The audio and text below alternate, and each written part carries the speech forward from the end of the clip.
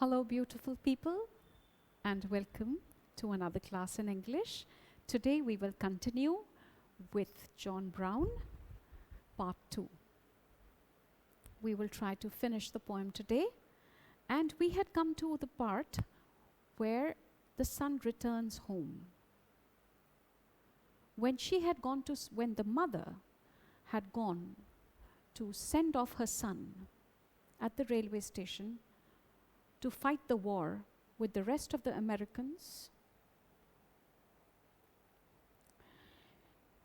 she had sent a very handsome young boy who looked glorious in his uniform, who had a lot of promise to return with victory.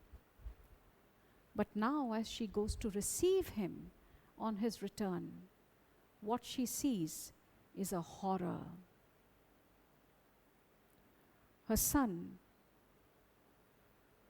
is a horrible sight. And why is he a horrible sight?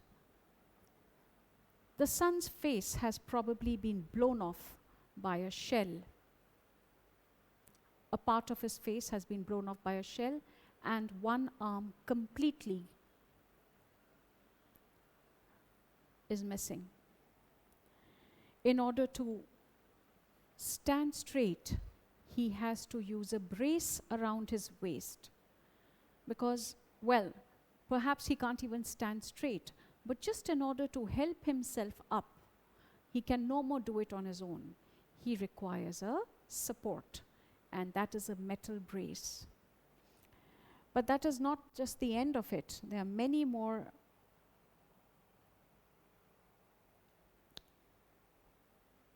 sorrowful sights that we will read of as the poem progresses. And he wore a metal brace around his waist. He whispered kind of slow, as I had said in my previous video. He whispered kind of slow. He spoke something in a very low tone, in a voice she did not know. She could not understand because, as I had said, her condition at that point of time was that of a person in great shock. While she couldn't even recognize his face. Oh Lord, not even recognize his face. And for such a thing to happen, for brothers, sisters, children, friends, not to recognize a person's face may be a possibility, but for a mother to not recognize the child's face is a very big thing. And she cries out in sorrow, "Oh, tell me, my darling son, pray tell me what they done." She cries out in sorrow and asks, "Tell me, what have they done to you? What have those people done to you? How is it you come to be this way?" He tried his best to talk, but his mouth could hardly move. So badly is the mouth mutilated and the face damaged that for him to move his jaw and open his lips and talk is a difficult task. As he makes an effort to talk, the fact that he is not able to do so makes the mother turn her face away because she cannot bear the pain of such a sight. He tried his best to talk, but his mouth could hardly move, and the mother had to turn her face away. And then what does the son say? "Don't you remember, Ma, when I went off to war, you thought it was the best thing I could do?" And out comes the boy's anguish. Probably so much has been filled in within him that now it is time for him to pour out his heart and tell the mother how he feels. Don't you remember, Ma, when I went off to war, you thought it was the best thing I could do?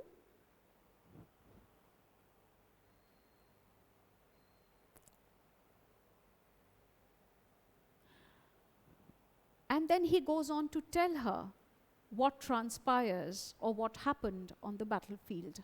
I was on the battleground, you were at home, acting proud.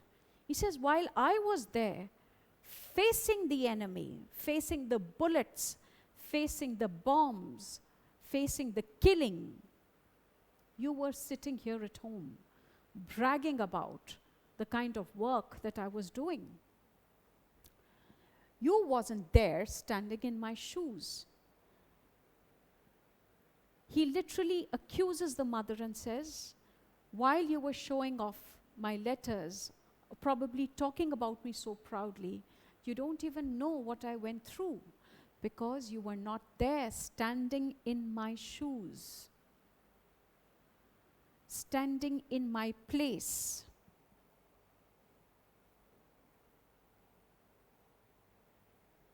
Oh, and I thought, when I was there, God, what am I doing here? He says there was so much of horror, so much of intensity of killing and dying that he wondered what on earth was he actually doing there. Oh, and I thought when I was there, battleground. There refers to battleground. God, what am I doing here? I'm trying to kill somebody or die trying. There were only two things possible when there is combat, when people fight on a battleground. Either you kill or you die. If you want to save your life, there is nothing like saving your life unless and until you kill your enemy.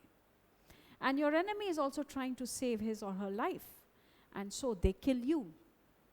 All in all, there is just barbaric murder happening everywhere. I'm trying to kill somebody or die trying. But the thing that scared me most was when my enemy came close and I saw that his face looked just like mine. Oh Lord, just like mine. And this is the harsh reality that hits. This is something which pricks the conscience, which pricks the heart of the young soldier.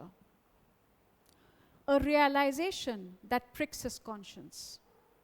When he looks very closely at his adversary, a person who, if he doesn't kill, will kill him, he sees that the fellow in front of him, the one he is fighting, is as young as him, as clueless as what is going on, who has a whole life in front of him, but probably will not live to see it. I'm trying to kill somebody or die trying, but the thing that scared me most was when my enemy came close and I saw that his face looked just like mine. Oh Lord, just like mine. Which meant that even on the opposite side, there were young people who were dying a futile death. They were giving up their life for a cause which probably is not that important. And I couldn't help but think, through the thunder rolling and stink, thunder of bombing, thunder of the bombing and gunfire, thunder of bombing and gunfire. And I couldn't help but think, through the thunder rolling and stink, stink here refers to the stink that comes out of dead bodies.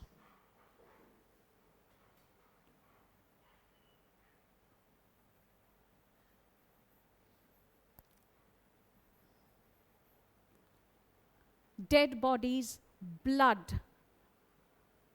big pieces of flesh thrown around here and there. That is the kind of thing that is giving out a stink which is probably unbearable. That I was just a puppet in a play. That is when he realizes that he is just a nobody. He is only a puppet. In this big drama of winning and losing that is taking place. And through the roar and smoke, this string is finally broke. When he looks around him, people are roaring, machines are roaring. There is smoke coming out from cannons. There is smoke coming out from guns that are being shot. There is smoke coming out of the bombs that are being thrown here and there. And through the roar and smoke, this string,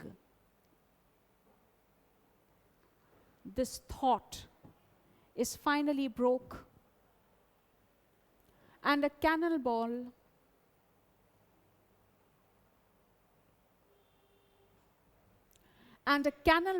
blew my eyes away. As he stood there, lost in thought, looking at his adversary's face, he lost attention only for a fraction of seconds, and that is when a cannonball fell close to him and blew his face away. And blew my eyes away. As he turned away to walk, his ma was still in shock and seeing the metal brace that helped him stand. But as he turned to go, he called his mother close and dropped his medal down into her hand. The young man who can now no more have a normal life because he has been badly mutilated by the ravages of war, is walking away from his mother now. His mother, who had sent him to fight a glorious war and come home decorated like a glorious officer or a glorious soldier. This soldier is now broken, physically, mentally, emotionally. He will carry the hurt and injury in his heart and his mind forever. And his mother, who will now take care of him, will look at the battered image of war as a standing reality in her own home.